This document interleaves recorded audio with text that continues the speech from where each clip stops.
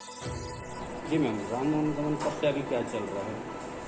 देखिए, राम वनगमन पर्यटन परिपथ जो है वो छत्तीसगढ़ शासन की एक महत्वाकांक्षी योजना है और इसके प्रथम चरण में माननीय मुख्यमंत्री जी ने 9 स्थलों को चिन्हांकित करते हुए उसके विकास की घोषणा की थी। ये 9 स्थल हमारे कोरिया से लेकर के सुकमा तक हैं, जिसमें आपका सीतामढ़ी, हरचौका, रामगढ़, शिवरीनारायण, तुरतुरिया, चंदखुरी, राजिम, सप्तऋषि सिहावा आश्रम।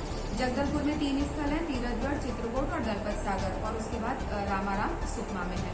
तो इसमें से सबसे पहले जो हमारा स्थल है चंदखुरी का, उसके पहले और दूसरे चरण का कार्य जो है वो कंप्लीट हो चुका है और उसका लोकार्पण, अधोसंरचना विकास कार्य जो हुए, जीर्णोद्धार का कार्य हुआ है, सौंदर्यीकरण का कार्य हुआ है, उसका लोकार्पण कल माननीय मुख्यमंत्री जी करने जा रहे हैं चंदखुरी में।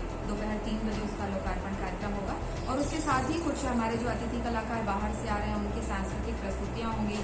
और हमारे लिए गर्व का विषय है कि इतने बड़े भव्य आयोजन में हमारे छत्तीसगढ़ के कलाकार पद्मश्री भारती बंधु जी का भी कार्यक्रम होने जा रहा है। स्वर कोकिला कविता वासनिक जी का कार्यक्रम है।